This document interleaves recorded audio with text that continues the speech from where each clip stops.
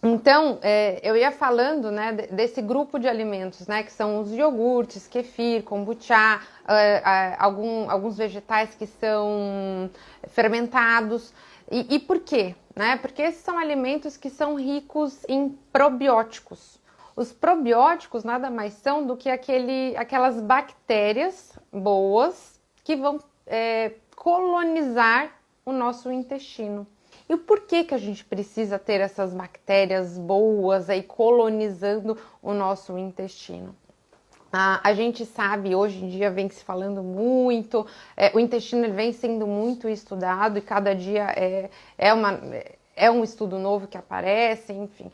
Mas, né, de uma maneira geral, o intestino é onde a gente absorve a maior parte dos nossos nutrientes. Né? Então, tudo aquilo que a gente consome, a gente absorve a maior parte, assim, quase 90% ali de tudo que a gente consome é absorvido no intestino.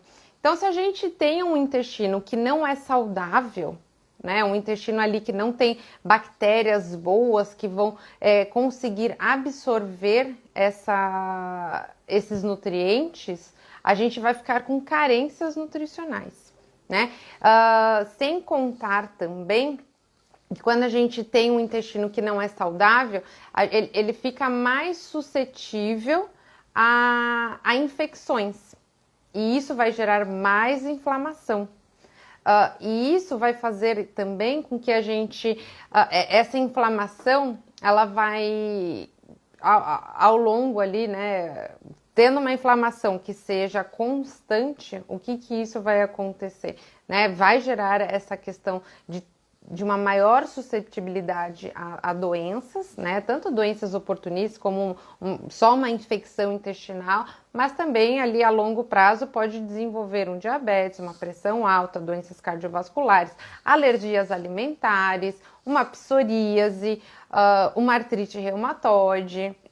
Pode, às vezes, começar simplesmente com uma prisão de ventre, né? Então, às vezes, até uma pele um pouco mais oleosa, uma pele um pouco mais acneica. Às vezes, isso são todos sintomas de um intestino que não é saudável. Então, a gente tem que ter essa atenção ao consumo de alimentos que sejam fontes de probióticos, né? De bactérias boas para colonizar esse intestino, para a gente conseguir ter um aproveitamento melhor desses alimentos que a gente consome, evitar carências nutricionais e evitar também que a gente fique um pouco mais suscetível a doenças, tá? Sem contar também que quando a gente... Parece até um pouco antagônico ali, né? Mas eu não sei se vocês sabem, mas um intestino de uma pessoa obesa, ele é muito diferente de um intestino de uma pessoa que está no peso normal, uma pessoa eutrófica, né, que a gente fala.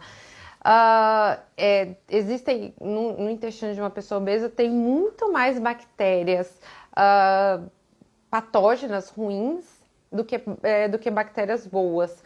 E isso faz, então, com que a gente tenha uma absorção diferente de nutrientes, a gente não consiga absorver, por exemplo, alguns nutrientes, alguns fitoquímicos, alguns compostos bioativos que vão ajudar a desinflamar o nosso organismo. E também faz com que a gente, até o peso das fezes seja diferente. Né? Já é sabido também que o valor, a quantidade calórica de fezes de um obeso, ela é muito menor do que a quantidade calórica de fezes de um indivíduo eutrófico, né? De um indivíduo que tem o peso normal. E o que isso quer dizer? Então, quer dizer que um indivíduo obeso, ele defeca muito menos calorias. Então, ele absorve muito mais calorias, né? Diferente, por exemplo, de um indivíduo que é eutrófico, que está no seu peso normal, né? Então, por isso que nós devemos cuidar muito bem do nosso intestino, que é lá onde fabrica também a maior parte dos hormônios, é lá também que fabrica a maior parte das nossas células de defesa, do nosso sistema imunológico, né? Então a gente tem que ter ali um cuidado muito especial com o nosso intestino. Por isso que a gente precisa dar esse substrato, colocar bactérias de boa qualidade lá dentro, né? Fazer com que essa população bacteriana seja benéfica e que vá ao nosso favor, né? Então, esse é um grupo de alimentos que eu coloco para vocês.